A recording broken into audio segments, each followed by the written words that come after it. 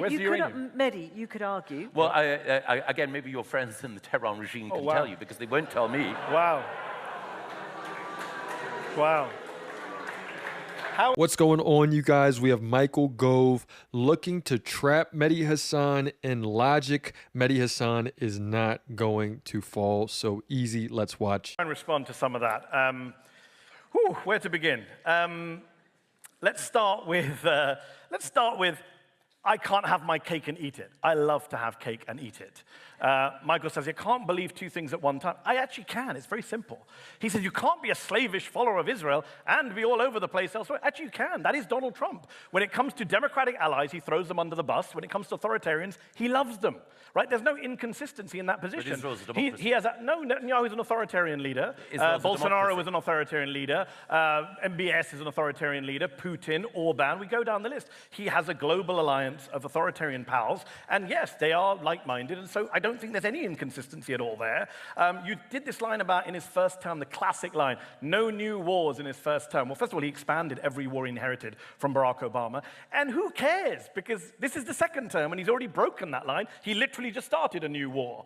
In the Middle East, he did something that no American president, not even George W. Bush did when Netanyahu asked him to, but Trump did. So he did start a new war. So that talking point, I'm not sure what the point of that was, other than to seduce the audience with your silver tongue. But the point about facts, let's talk about facts, for example. You mentioned, I'm glad you brought up the Democratic Republic of Congo and Rwanda. It was an important peace deal, and I'm happy to give credit to whatever role Trump played in that, if he can find those countries on a map. But I would also point out that Congolese activists told CNN last week that they don't believe this deal will hold at all. They think it's a vague deal that was rushed over the line because Trump wants a Nobel Prize, so he signs whatever's put in front of him. And guess who's not part of that deal? Michael pointed out that it's between the DRC and Rwanda. The group that's not part of that deal is a group called M23, which is a rebel group doing much of the killing in this conflict. They're in a separate peace negotiation, which is being led by Qatar, which I'm sure Spectator doesn't want to give Qatar credit for that. But they're having a separate peace process. So let's see what happens. I hope you're right. If there is peace in the Congo, I promise you I will give Donald Trump for that. But it hasn't happened yet, and no sign of it because of one deal. And then you say, by the way, you threw in a little dig. You said, there are no marches in London or on the BBC for Congo. We can speculate as to why. We don't need to speculate. It's because we support Israel. We don't support Rwanda and Congo in the same way that we support Israel. That's why we're outraged about what Israel does. And last point. Fundamentally, Michael, all of your arguments revolve around trust me, it's happening. Trust Trump. Yes, he's promised to go after Russia today. Let's see what he says tomorrow and the day after. The whole point why the world is less safe is because you have a reckless, impulsive, ignorant president who doesn't know what he's doing. And when you say everyone in the Middle East is chastened, it reminds me of that last big war you supported, Iraq, when we were told mission accomplished, and it all fell apart. And we can see under Trump's administration, there is no such thing as peace. There is no safer place. We have more division than ever in America, not to even mention what's still going on in Russia and Ukraine, not to even mention that Israel is out here bombing Yemen at this point. Where's the peace at, Michael? Point that Mehdi made. Who can trust Trump? Can his allies trust Trump?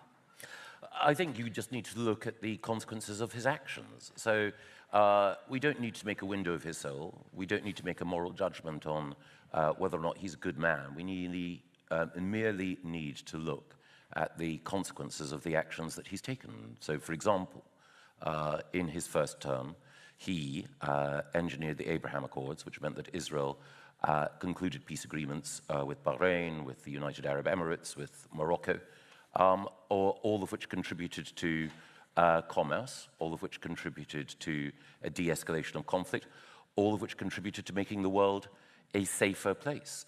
As Mehdi acknowledged, the conflict which is currently scarring Africa may or may not be resolved as a result of this intervention, but the fact that he chose to intervene, I think, is significant in a way that no previous president had even attempted. So in that sense, the temptation in foreign affairs to make a moral judgment and to hold up one individual against an objective standard which very, very few people can reach is a tempting one. But the question always is, which other leader do we think, certainly which other American president would we consider to have set an example that Donald Trump falls short of in seeking to ensure that the world is safer? I can answer that question. A president who I was not a big fan of, but did something very good in his last year in office, which the UK government also supported. I believe you were in the government that supported him when he did it, which is Barack Obama and the JCPOA, the Iran nuclear agreement, which actually put Iran's nuclear program under inspection, under control. How much uranium were they allowed to enrich under Barack Obama's deal that the British government of Theresa May supported, or David Cameron, I think it would have been still then in 2015? 3.67% was the level of enrichment that the US State Department and the IAEA signed off on under the Iran nuclear deal. Barack Obama did that deal. Donald Trump doesn't like Barack Obama, so as soon as he heard that Obama did that deal, he tore up the deal in 2018. His own defense secretary, James Mattis, said, don't do it, it's working. Some Israeli generals said, don't tear it up. Trump tore up that deal, and that's where we end up today. That's exactly why they have nuclear enrichment at 60%, 400 kilograms of it. The entire crisis in Iran was created by a reckless, impulsive Trump throwing away that document that Barack Obama and the British government worked on. You were in the government. How can you blame America for tore up Iran the deal. enriching uranium? Because there was a deal. It's the choice of the Iranian leaders. It's the choice of people who, whose response to public displays of homosexuality is hanging gay men from cranes. Michael, have you ever spoken out against anti-homosexual laws in Saudi Arabia or any other Gulf countries? Yes. But they're our allies. Why do you use this bogus argument? The British government allies perfectly fine with lots of repressive governments who treat gay people badly. You know it and I know. We have Michael Gove fumbling, freaking the hell out at this point, not able to actually come with anything regarding the real debate, comes in wanting to with his morals, and then you have Mehdi who comes in and says, okay, well, if we're going to bring it to a moral issue, let's not be hypocritical. I am more than happy to, whether it's Uganda or Saudi Arabia, but I'm merely pointing out so we bombing Saudi Arabia? The Iranian government that so many people should we bomb are Saudi anxious Arabia? To find excuses for. Michael, should we bomb Saudi Arabia? Also one. Can we come back? Should we bomb Saudi Arabia? It's a simple question. No, well, Saudi Arabia has not said that it's intent on wiping out another so you've moved the goalpost. Just now you said it was about gay people. I said Saudi Arabia treats gay people badly. Now you've moved the goalpost. Pick one. I'm pointing out the nature of the Iranian regime that you seem so anxious, Mehdi, to defend. I've not said a word of defense of Iran. You defended the Saudi government's treatment. I didn't say a word about it. I haven't defended the Saudi government. They all heard you say move the goalpost. I want to come back to this question. I just find it instructive. Michael, is so hold on. Hang on. No, Ritterly, just made a draw your own conclusions. So hold on. William Hague, who was the leader of your party, the foreign secretary, wrote an article in the Times where you used to write, saying that this action will more likely lead to a bomb than anything else. Is he also an Iran stooge, Michael? So that's the specific point I wanted to put to you, Michael. Are we in a position where nuclear proliferation is more likely rather than less 100%. likely? No. That's just and flat why? wrong. Why would you say that? IAEA disagrees with you. Because action has been taken by Donald Trump to deal with a rogue regime run by ideological fanatics who wanted to eliminate. Where's the uranium, Michael? Who wanted to eliminate Israel. But you could, Mehdi, you could argue. Well, again, maybe your friends in the Tehran regime can tell you, because they won't tell me. Wow. Wow. How are they my friends, Michael? Is it my name?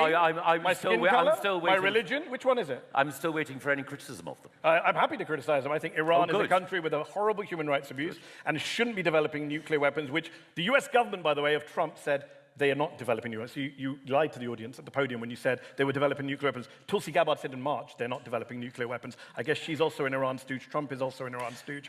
I would point out to you, very important point. There were 274 monitors from the IAEA in Iran up until Trump struck Iran. They were looking at nuclear facilities every day. How many monitors are in there today?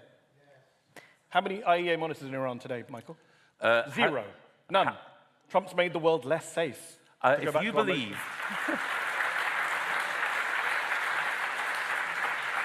I don't know what... The whataboutism, the schmears that's going on, saying, Mehdi Hasan is friends with their friends in Tehran. Like, what are we talking about right now? It is so much hypocrisy, so much just an exposure of character from people like Michael Gove, from anyone that is supporting what's going on as far as underneath the Trump administration. It is just disgusting. Let me know what y'all think in the comments. It's another day in the progressive way.